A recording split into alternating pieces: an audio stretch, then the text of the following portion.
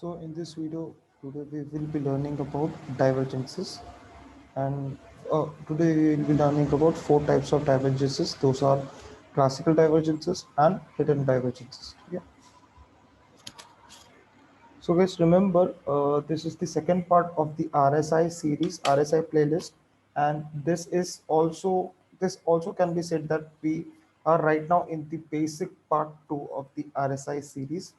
And do remember to go through the first part of the RSI series, RSI playlist, that is the range rules and the range shift that I just taught you guys on in the last videos. Okay. So today we will be learning about the divergences, and divergences. In my opinion, uh, the way I will be teaching you guys the divergences, in my opinion, is totally for theory sake only. After this particular chapter, after this particular part, you will soon realize that we won't be that much concentrate we won't be that much concentrating more on divergences as such. I am in particular not a divergence trader as well, as such. So I'm not a I'm not a RSF divergence trader as such too. Then too, we have to learn about divergence because it's a part of the RSI basics. From the combination of range shift, range rules, and the divergences makes the whole world of RSI advanced series, which we will be starting from the next part onwards. Okay, guys. So do concentrate that, guys, this part, although for theory sake only, although for textbook learning only, this part is really, really important because these two parts, these two naming RSI range rules, RSI range shifts, RSI super ranges, RSI bullish range, bearish range, classical divergences, and hidden divergences. These two whole topics make the foundation of the next particular topic in which we will be advancing to, because the topics which we will be covering in next chapters from next part onwards are really advanced in nature, and the foundation, the basic foundation, you guys have to clear that first, guys. Okay. So classical divergences and hidden divergences, these are broadly four type of divergences. I have seen many people on YouTube platform or telegram platform, or I have seen many bloggers too. I have seen many people classifying, making many too much loads of too much types of divergences. But broadly speaking, these are four types of divergences that you have to learn. Basically, after these four parts, you can just make all after this four types of divergences, you can make all types of all subtypes out of this particular divergences. And to be honest, when you just start learning the way I will be using RSI, from next part onwards, you won't even, if you just implement what I am using, if you will be implementing the way I am using RSI, you won't even bother the RSI divergences. I've seen many people using some different types of divergences, and those are broadly classified under this four divergences only. Okay, guys. So I've seen people naming some things like, and yes, I do agree that mathematical divergence is a real thing. Mathematical divergences do occur, but really, to be honest, that's really not criteria. That's not a topic that should be given more highlights to. And that then to this particular topic is not that important to this, but then to, guys, you just make notes, have a habit of making notes.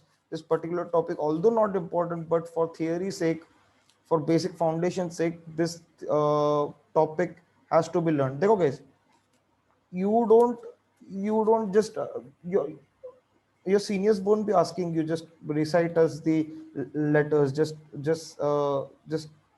means just say A B C D E F G. Your seniors won't be asking that, right?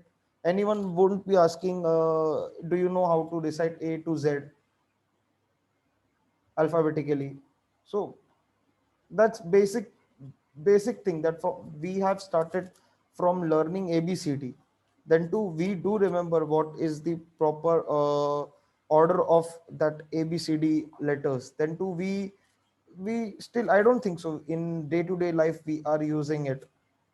Okay, so that is a basic that is necessary, but not that uh, important as such. Then to this particular topic is important, you have to learn that. Okay, so divergences broadly speaking are of four types. One is classical divergences and the other one is hidden divergences. First, let me cover out the classical divergence as such. I will be covering all the types in examples as well, but first for theory sake let me just show you these four types. In bearish divergence, this is the price, huh, guys. This is the price, and this is the RSI. This is the price. This is the RSI. Okay. Price in an uptrend, bearish divergences occur in an uptrend. In the price will be making a higher high, but the RSI will be making a lower high. This is a classic case of divergence. Okay. Many conventional trader would say that many conventional trader, including those people who are following the methods of Wells Wilder, sir, will say that we need to start shorting from here. Just guys go and just go. If you are shorting from this point, just go and blow up your account. It's okay. If you are in a uptrend, as I have told you before, RSI is not at all for counter trend trading. The way I'll be teaching you guys, it's not at all for counter trend trading. So take it. So the conventional way is like this. Just for the sake of learning, conventional way is like this. You have to short from here, or from this breakdown of from this swing low point. Okay. Bullish divergences occur in a downtrend, in a withstanding downtrend. This too, the bearish divergence also occurs in a withstanding uptrend. Bullish divergence occurs in a downtrend. Price will be making a lower low, as this is the main thing which occurs in downtrend. The price will be making a lower low. Price will be making a swing lows, consecutive swing lows, but the RSI will start making a higher lows. So the counter trend trader would be like just start going long from this point, and counter trend trader who follow Wells Wilder's way would be like when the RSI is in 30 regions, just go long now. If the RSI is in 30 regions and the RSI also is forming such classical divergence, they will be saying that just go long. Take it, just blow up your account. That's not my money. It's your money. Okay. So the other type of divergence is hidden divergence. By the way, I have not covered one topic, that there is a strength behind all the divergence. I have also learned from Andrew Cardwell sir only. So I'll be just for sake of understanding, I'll just be saying this. I haven't made a slide of it. Then too, for sake of understanding, I'll be saying this, that whenever a divergences or a reversal, or whenever a divergence or reversal occurs within a period of 2 to 3 candles, a period of 2 to 3 sessions, whenever the divergence occur in within a 2 to 3 session. For example, this is the first session. The first session would always be marked as X. The session X, session 1, session 2. So these are 2 sessions. These are X plus 2 sessions. So such whenever such thing happens in within this short period of time, the divergences or the reversals that occur are very strong in nature, guys. And I have also personally seen that this things happening. I have also personally seen these things happening. The other strength type also can be mentioned. Also, I can mention that If the session, if the divergence session or the reversal session, or the this particular reversal session is happening between within x+2 session, it is strongest, it is the most strongest, it is like Hulk. Okay. And when the or if the divergence or reversal is happening between 5 to 10 session, that also can be categorized as a strong type of divergence or reversal. Okay. And if the divergence or reversal is happening between like 10 to 15 or 10 to 15 regions or 10 to 20 regions, it's in a okayish, as Andrew Cardwell sir has taught in his basics. And this is this is just a textbook criteria, not to be given much highlight to. 10 to, I'll just mention out because for we are just covering this topic for only for theory sake. Okay, guys. So if the reversal or divergence is happening between uh, like 5 to 10 session, it's like strong. If it's between x+2 sessions, it's like it's the strongest. If it's between like 10 to 15 or 10 to 20, 12, 13 sessions, it's okay. And beyond 20 to 25, Andrew Cardwell sir has said that it's weak. Okay.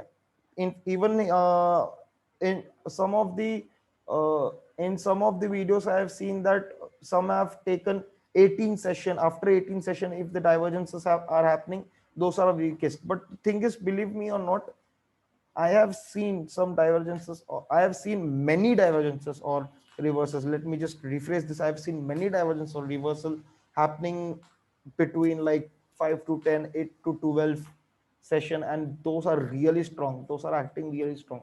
And to be honest, when you'll start learning the RSI this way, you won't even be concentrating upon, you won't even be counting the candles, the number of candles the RSI is the divergence or the reversal is happening with.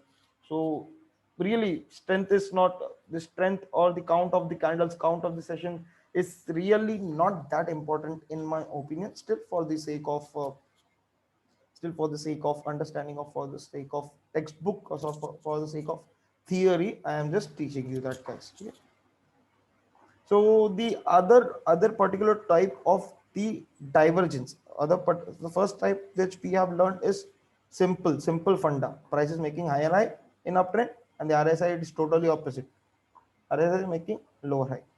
In bullish divergence, in a withstanding downtrend, price is making lower low, RSI is making a totally different opposite thing, something like higher low. Okay. In hidden divergence, the funda is kind of different. Okay. Now I'll explain you guys how the hidden divergence actually occurs too. Yeah. So the names that have been given by Andrew Cardwell sir are positive reversal and negative reversal, but the names that I will be using is DD plus and DD minus, because I find these two names more logical and appealing to me. That's why in future videos, for reference sake too, I will be using these two names. Uh, just guys know this. In future too, in future other videos too, I'll be using these names: DD plus and DD minus. DD is nothing but disproportional displacement. DD plus is nothing but positive reversal, and DD minus is nothing but negative reversal. This is just because I like these names. I like DD plus and DD minus. That's why I'll be using that. And that too, these are my videos. I'll be using that. Okay. Okay. Just kidding, guys. I find these names very logical. Sorry, I find these names disproportional displacement very logical. That's why I'll be using these names. From where did I know about these names? I have read a book by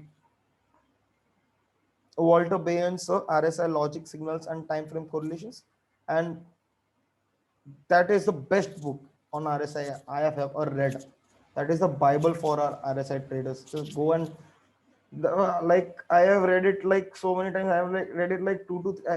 I have completed that book for like 2 to 3 times. So really, for me, that book is like Bible. For me, even for other, the if people are using RSI, for people using RSI, that should be really, in my opinion, a Bible for that book. Bible, Bhagavad Gita, Quran, anything, anything. It is our holy book. In my opinion, that is a holy book. Okay? Although the way we are using RSI uh, uh, uh, has been started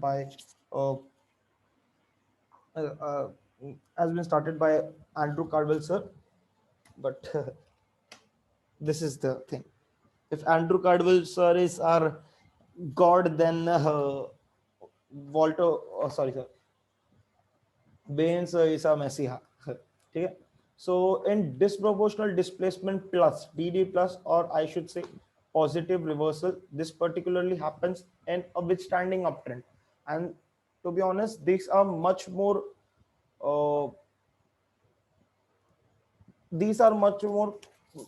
should be concentrated upon, because these things in particular really work. Besides, these things don't actually work often, but I have seen these works out of 10 times. These hidden divergences will be working like 6 to 7 times, and this will be like only 3 to 4 times. Okay? Okay. So in hidden divergence DD plus, in a withstanding uptrend, price will be making a higher low. As before, price was making a higher high. Here too, price is also making a higher high. Price will be making a higher low in this particular divergence, but the RSI will be making a lower low. And have you just guys seen this, that this is also a type of classic divergence? Because price, just concentrate upon my cursor where I'm pointing right now. Price is also making a higher high points, but the RSI is making a lower highs. But after these swing, when these swing occurred, price made a lower low. Okay? The reason behind this thing which is occurring, I'll just say it now. In my opinion, why these things occur, I'll just say. Okay? Why these things occur is because in this point the buyers are taking the move up. In this particular point, the buyers are taking the move up. Okay? So they are taking less energy of RSI. Okay? RSI, relative strength index. Okay? But in this point, the seller to make such small move, to make such small retracement move, they have to take up more energy of RSI. This is what I can de- uh, deduce. Okay? This is what I make a deduction of. Okay? This is just my opinion. I don't know why these things occur, but what is the mathematical calculation behind it, how the formula really works. I know uh, I know the formula, but how it actually works when in the market, I really, and I don't know, I don't want to know, but this is what I deduce. Because the sellers at this point, for such small movements, compared to these trending movements, these counter trend movements which the sellers are making, for these sellers, they have to take much more strength of, for them, they have to take more strength of RSI. Okay? That's why RSI is making this point. Okay? And mind you guys, this is a